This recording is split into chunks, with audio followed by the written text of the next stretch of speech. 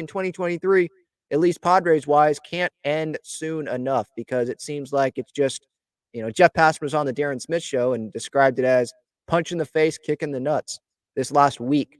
And really, it's been this whole season, this whole year, this whole offseason. So, where do the Padres turn to next? I mean, I'll get to that. But first, Jung-hoo Lee here with 6 years, 113 mil.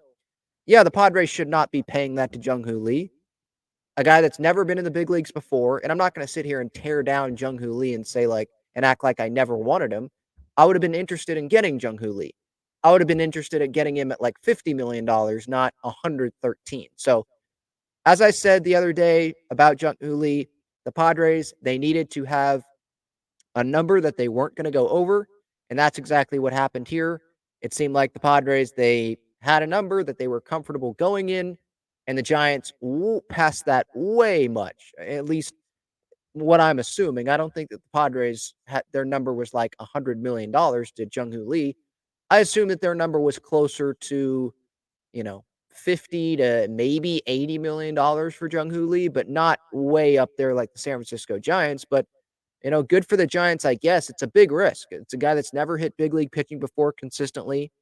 Obviously, in the major leagues, he probably did the WBC, but not consistently at the big league level.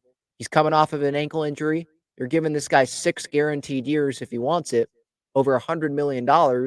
Oracle Park, that's not like a great hitter's ballpark, and he's not someone that is known for his power. So it might end up working because he can hit for average and it still works, but is he going to be hitting over 300 in the big leagues every year? I don't think so.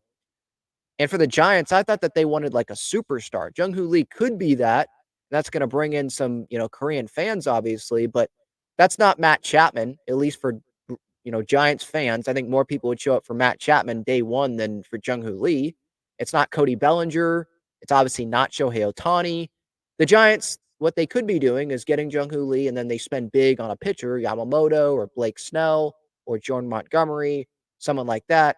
Marcus Stroman's out there still. I mean, I don't want to just say still. There's tons of free agents out there. I mean, Shohei Ohtani, he held up the free agent market waiting to make this decision.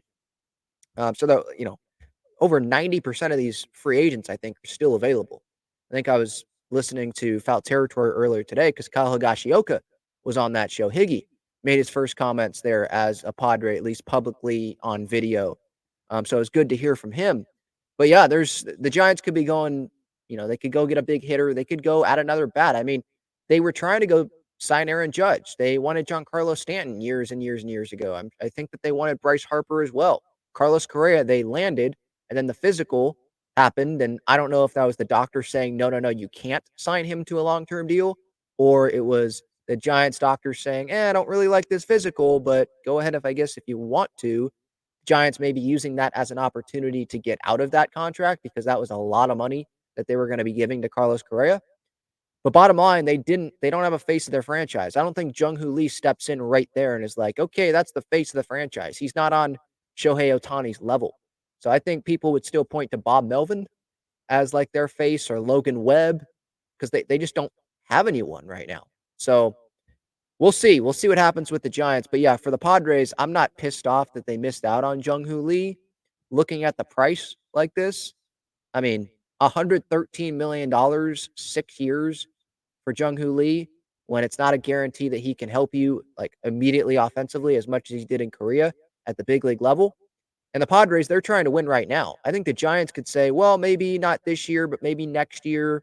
Sure, you bring in Bob Melvin, you're trying to win, but the Padres, AJ Preller, this could be his last year as the president of baseball operations, the GM of this team, because who knows how Eric Kutsenda, Eric Grutner, these guys feel about AJ Preller. I can guarantee you they don't like AJ Preller as much as Peter Seidler liked AJ Preller. So AJ's on the clock here. So I'm very curious to see what happens. But I think this could end up being a good thing for the Padres. They're not overpaying for someone that hasn't played at the big league level before. And he didn't have the hype as someone like Shohei Ohtani, where it felt like Shohei Ohtani, it was going to work one way or the other. We didn't know it was going to work both ways, pitching and hitting, but we knew it was going to work one of the ways when he came over from Japan. Here, I feel like it's more of a question mark. But now, this can allow the Padres to go get someone that's not on a long-term deal, take a little bit smaller of a risk, someone that's faced big league pitching before, someone like Kevin Kiermaier, or they can go make a trade. There's someone like Max Kepler out there that's available via trade from the Minnesota Twins. Maybe someone like Anthony Santander from the Baltimore Orioles. I saw Luis Robert Jr. in the chat. I don't know about that. I don't think the White Sox want to give him up. I think Eloy Jimenez is more doable, but he's not great defensively. I think he profiles more as a DH bat. So, there's free agents still out there, and free agents in left field, someone that can play the corners. There's guys out there, Jorge Soler or Teoscar Hernandez, but I don't know how much money the Padres want to give per year to a guy. I just know that maybe them missing out on Jung-hoo Lee, maybe it's a positive because Jung-hoo Lee may not end up working out, and that's a long-term deal the Giants just put themselves in.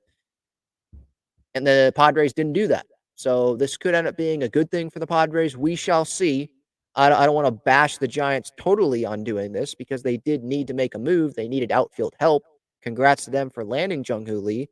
If the Padres landed Lee, yeah, it would have been interesting. I would have been entertained by it. Cool. It's one of the outfielders. Let's see how he does. Kim and the Lee relationship, interesting. He can play center field. If it doesn't work, he can play left. But now maybe the Padres can make some trades here, bring in some smaller salary guys so that they can spend more on starting pitching, some other areas on the roster. So we shall see. But yeah, Jung-hoo Lee goes to the San Francisco Giants.